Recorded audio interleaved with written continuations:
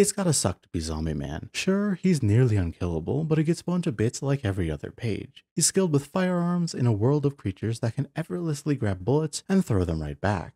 The poor guy's battles are just him getting ripped apart by monsters for hours until they get tired. Hey there, how you doing? Life has been lifing me, so in hopes of finding something else to do other than feel sorry for myself, I decided to finally read One Punch Man, and it's pretty good. Out of all the characters, I didn't expect an easily forgettable hero like Zombie Man to resonate with me. Even so, this brooding dark horse has something going for him. Maybe it's the survival horror or dark fantasy vibes. Regardless, I kinda want to talk about him, his place in the story, and a few tidbits about One Punch Man in general.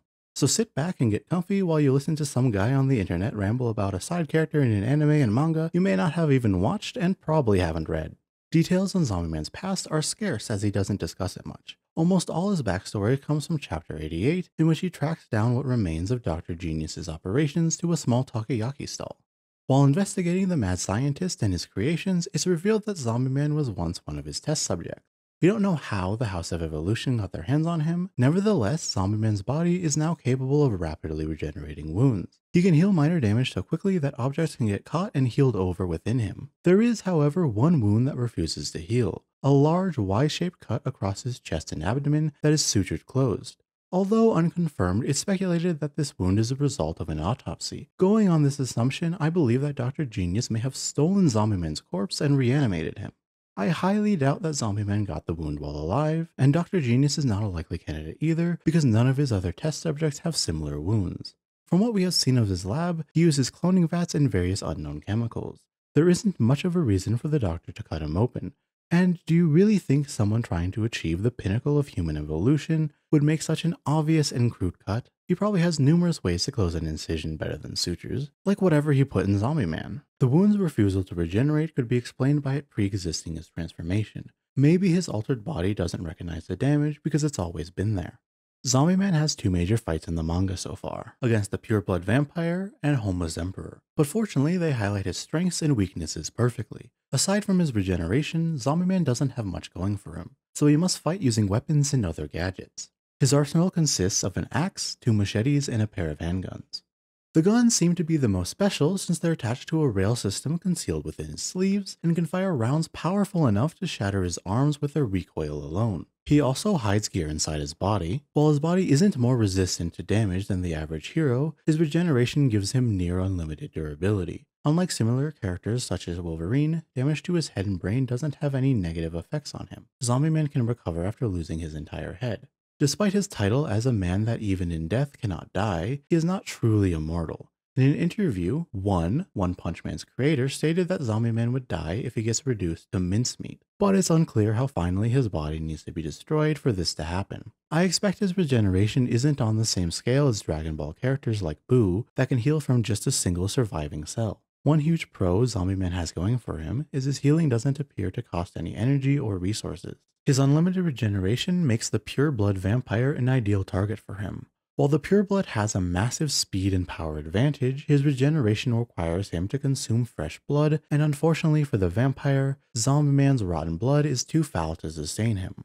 Zombie Man's offense is far below that of other S-Class heroes. Despite this, if he can even so much as scratch his enemy, he can whittle away at them over time. In essence, he's the ultimate attrition fighter. If he can do damage and keep the fight going for long enough, he will win.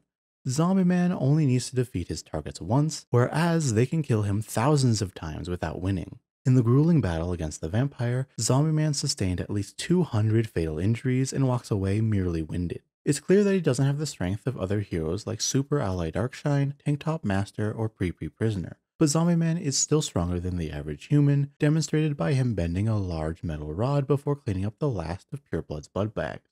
And honestly, I think that any of those heroes would struggle to overcome their Pureblood's regeneration and strength-sapping fangs. This monster is no slouch. In my mind, the fights would look very similar to how Zombie Man won, but in reverse. While Tank Top could crush the vampire's body, his glorious shirt doesn't protect his neck from hungry bites. Although, if there was a turtleneck master, he would win. Zombieman is an impressive fighter. That being said, I definitely would not want to be Zombieman because he still feels pain, and just look at the kind of things that happen to him. I don't know about you, but that looks like more than a small boo-boo to me. Every fight must be pure agony for him. Most of the time he remains stone-faced even when taking horrific damage, but sometimes he breaks this act. Here, he screams in what can only be understated as absolute suffering. From what we can tell, he still gets tired and consumes things, so I think it's safe to assume that his body functions normally outside of its superhuman restoration. He has only drunk coffee on screen. On panel, what's the best way to put that? Either way, we have only seen him put on his best ghoul impression, although he does like his coffee with excessive sugar and smokes as well. Who can blame him? He doesn't have to worry about diabetes or lung cancer, a nice practical W of his power. Whether he needs to eat to survive is up in the air. I'm also not sure if he could get fat. Now that we've seen where his regeneration excels, let's talk about where it falls short. The primary advantage Zombieman has over his opponents is his endurance in sustained fights, allowing him to outlast adversaries to an eventual win. But this only works when monsters need to use stamina to harm him. In cases like fighting Homeless Emperor, this isn't so. Homeless Emperor doesn't need to exert any measurable effort to channel God's divine energy. Even so, the summon orbs obliterate anything they touch with equal ease. A second issue is that the weapon Zombieman relies on can be permanently destroyed. The zombie and the emperor are two sides of the same coin. One is a mostly average person with extreme durability, the other a scrawny man with devastating destructive power. Our immovable object can't hope to win against the unstoppable force, only preoccupy it. Overall, in terms of combat, Zombieman is by definition an S-class hero, demonstrated by his solo win over the demon-level pureblood, but his capabilities are situational at best. He is a highly matchup-dependent fighter. Zombieman is either strong enough to harm his opponent, in which case he's likely to win, or he doesn't pass the baseline prerequisites of speed, strength, etc., and is nothing more than a mild annoyance. Beyond just being capable of damaging the monster, he must also keep his attention. If he can't, his target could simply disengage and walk away. Zombieman is not an immediate threat, but is basically impossible to kill, so intelligent monsters will realize that ignoring him is the only way to beat him. The audio-only CD drama Genos Training illustrates Zombieman's potential versus a stupid opponent. The plot follows as such. Genos wants to study combat strategies. The Hero Association has the perfect tool for him, the VGS, a battle simulation that perfectly recreates monsters from memories. Genos sends out a request for capable heroes to visit the VGS facility. The powerful trio of Super Alloy Darkshine, Metal Bat, and Zombieman respond to the call. Oh, and Snack also shows up too. At this point in the story, the strongest monster Genos has fought is the dragon-level Carnage Kabuto. The four heroes put on the headset and fight simulated battles one at a time. Zombieman v Kabuto lasts for 1 week straight. He describes his win in his own words.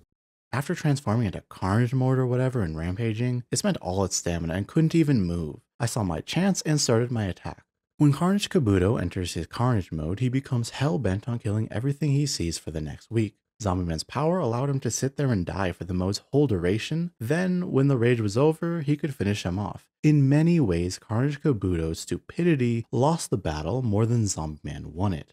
If you want to know how the other fights against Kabuto went, here they are. Snack lost in 2.52 seconds. Metal Bat lost after 3 minutes but claims the simulation ended too early and he still had fighting spirit to go. Darkshine actually won in a 15-minute long head-to-head muscle-off. The results suggest that in the right scenario, Zombieman is a more capable fighter than other low S-class heroes.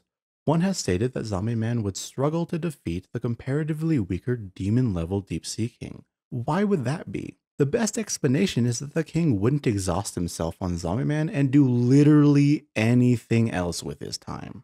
Another thing that's very inconsistent about Zombieman is how resilient his body is compared to other heroes. From what I can best guess, he should be a little bit sturdier than the average person based on his above average strength shown with the metal bar. Despite his apparent physical prowess, Zombieman might as well be made out of tissue paper. He gets torn apart and maimed by basically every attack, even in cases where it doesn't make any sense. The best example of this is when Platinum Sperm hits Zombieman, Ayin, Atomic Samurai, and Pri all in the same swing. Zombieman gets cleaved in half, but the rest are only knocked unconscious. It makes sense for Pri prisoner because being a big, strong, tough guy is kind of his thing. But for the other two, what's going on here? There are heroes without enhanced bodies, and yet the difference in damage is night and day. It honestly seems like Zombieman arbitrarily gets destroyed by attacks just because he can survive. I mean, anyone else would be dead. But when it happens to Zombieman, there aren't any plot implications for drawing him cut in half. A very similar thing happens with Genos. He's a cyborg made out of durable metals, yet he constantly gets blown apart by monsters that seldomly wound others in the same way. Genos gets scrapped in his battles with the Black Sperm, while numerous other heroes get roughed up. The monsters are to kill, so you can't use the excuse that they know Genos wouldn't die, where the other heroes likely would. Are we to believe that nearly all heroes have bodies stronger than steel? Realistically, the best answer is no. The Zombieman and Genos just get destroyed for the spectacle of it. This conclusion is backed up by Tank Top Master sustaining mortal injuries mere moments after it's revealed that Fubuki can use her psychic powers to heal people. As soon as it's story safe to maim characters, one does so. I only bring this up to say that Zombieman is being done a little dirty. He is likely a bit stronger than he is portrayed and should fare better in battles than he does. Nevertheless, by his own admission, he isn't much of a fighter. Zombieman believes that he's more suited for espionage. If you add human punching bag to that, he's right. Zombieman as a character is at his best in his interactions with Child Emperor, not in his battles or use as gory visual flair. Out of all the top heroes, he is the most compassionate and respectful. He was the only person to show appreciation towards his young companion, which aided in Child Emperor resisting Phoenix Man's temptations, creating one of the show's sweetest emotional beats. The Zombieman is an intelligent and rational person who appears to be untouched by the rampant corruption and self-interest plaguing the hero association. He's a cynical but kind soul who is willing to go to lengths to protect and guide his friends. His unique character attributes also see use in two OVAs. Both are murder cases. In the first one, Zombieman gets stabbed by Atomic Samurai's sword at a hot spring, but was too drunk at the time to remember who done it. He gets blown up in the second one. These one-off mysteries need someone to play Mr. Body, and Zombieman can be killed without concern. The solution to both cases is silly hijinks involving Saitama. Going forward, I don't expect Zombieman to be a driving force in the story. I anticipate that he will mostly be used for narrative exposition as we follow his investigations into various organizations. Right now, it's Dr. Genius and the secrets of breaking one's limiter, but it isn't a stretch to see him get involved with the Neo Heroes. Although I think the Neo Heroes side plot is kinda dumb and redundant. Is that just me? Does anybody like them? The Heroes Association is already greedy and corrupt, so why did we need a second group of morally compromised heroes? Anyway, back to Zombieman. I don't see him having any significant combat victories in the future, so he will most likely be a mentor for Child Emperor and investigator from here on out. Oh right, and murder victim. We still have to see what comes of Dr. Genius inviting Zombieman into his secret laboratory under the takoyaki stall, as that could dramatically change Zombieman and his capabilities. Judging from the overall theming and vibe of One Punch Man, Zombieman breaking his limiter and becoming a particularly strong hero is very unlikely. My prediction is that nothing much will come from it, maybe some backstory and a slight power-up. I'm going to rate the heroes I cover as I go through this series by strength and perspective narrative importance. Zombieman is a weak S-class hero with unreliable combat abilities, but I expect him to be a relevant side character unlike Pig God or the A-class heroes. I don't see him pushing plots forward like Child Emperor or Flashy Flash. Still, Zombieman has a place in his film noir-inspired detective role.